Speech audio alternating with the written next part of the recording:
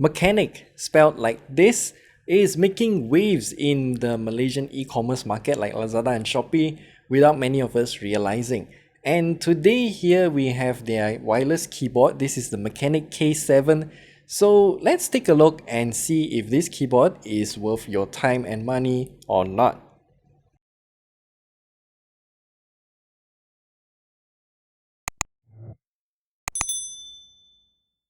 Okay, so opening up this box right here, what you get is pretty minimal. Just a USB Type-C cable, and then a user manual, and also a keycap puller, to which I would suggest you not to use this kind of keycap puller, and you should use this type of keycap puller instead, which doesn't hurt your keycap if you're trying to get it in between the keycaps and to pull it out. And for the user manual though, we're gonna need it because this keyboard has a lot of features which is explained in the user manual. Now, looking at the keyboard itself though, it immediately reminded me of sports car, particularly BMW for some reason. You see, when the RGB is lit up, the whole keyboard shines really brightly. And when you look at it from the front, you will see that there is some sort of a headlight kind of design at the front.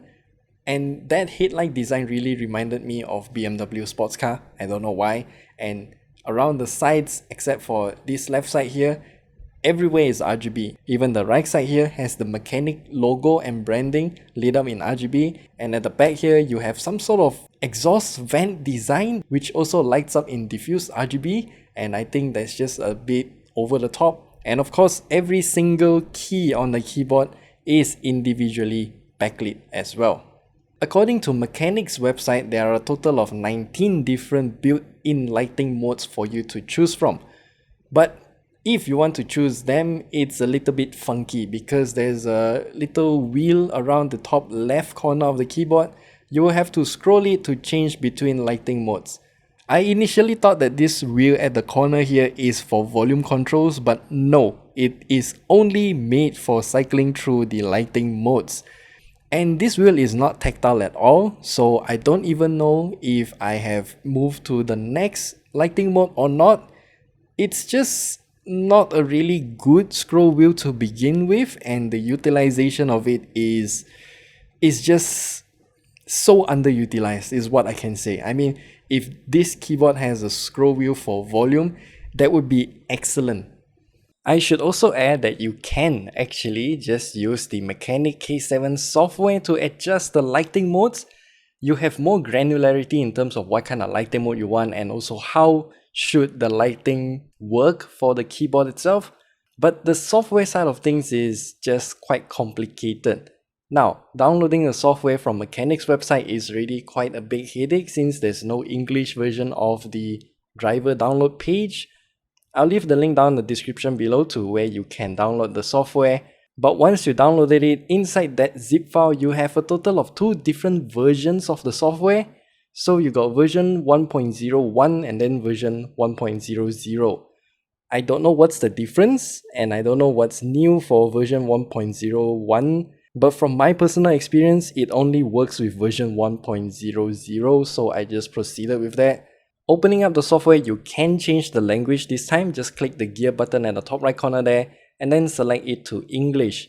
And everything else just works as expected. I mean, all of the necessary features are here compared to many other RGB keyboard softwares out there. So you also have that 19 lighting modes available for you to choose from in this software here.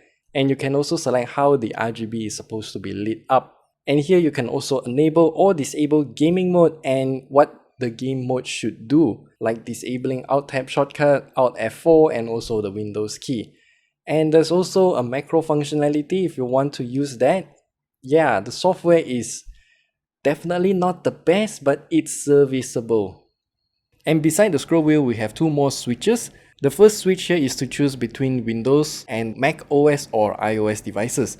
This is because both Windows and Macs have completely different keyboard shortcuts and also different positioning of the modifier keys, like Control is in Windows but Mac has Command, Option, all of those stuff. And the keycaps that Machenike included for the K7 Also has a small printing for what those buttons mean while connected to a Mac. But the keycap themselves though, it feels very subpar, and the texture on top of it is just not something that I personally like. It also feels like ABS keycap, to which I would say, is PVT keycap that expensive right now? And while on that subject, I also don't know who's the manufacturer of the switch used for the Machenike K7. It kind of looks like Otemu switches, but I can't confirm because the printing is just way too difficult for me to see. Also, the naming convention for these switches are exactly the same as Cherry's. So the one that I got here is in the black switch, which means it's a much stiffer red switch. I don't know why Machenike only sells both blue and black switch and not red switch. And the second switch at the top left corner here is to select what mode for this Machenike K7 to connect to your device with.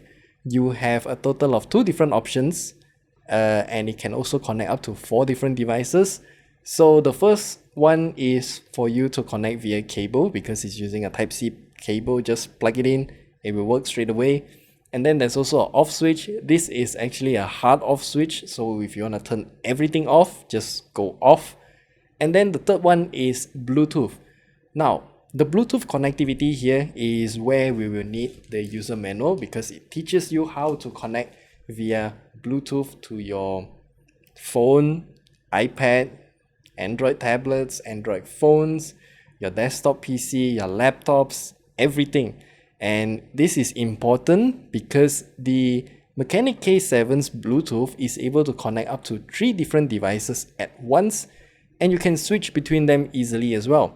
You just hold a function key, press number 1, 2 or 3 to select what Bluetooth device that you want to connect to, and then it will just switch to that connection. It's just that simple.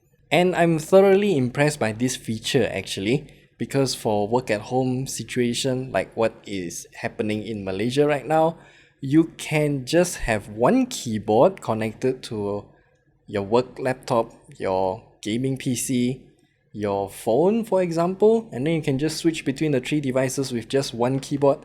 And I find that to be such a time saver and also a space saver because I don't need to have multiple keyboards on the table, and that's just great. I would like to see more keyboard manufacturers to have this kind of multi-profile switching built into their keyboards as well. And we also don't have to worry about the battery life of the Machenike K7 because I've been using this keyboard for more than 2 weeks and I only charged it once. That's it. And so finally, for the price, the Machenike K7 is priced officially at 249 ringgit. But Machenike is always having promotions going on for this keyboard, and I have no idea what's the price of this keyboard right now, so I'll just leave it on the screen right here. Just bear in mind that this keyboard is only available in both the blue and black switch. It's not gonna be for everyone. I would highly suggest Machenike to release a red switch version of this keyboard, and I would personally buy that keyboard, no doubt. Because with all of its weird flaws, especially that scroll wheel for the lighting mode cycling, I don't know why they chose a scroll wheel instead of just function modes and toggling and whatnot. It's still a pretty good keyboard, I would say, especially for its price and also the functionality that it offers. And if it suits your needs, then just get it. So that's all we have to share with you about the Machenike K7. If you have any questions, leave them down in the comment section below. And we'll see you guys in the next video.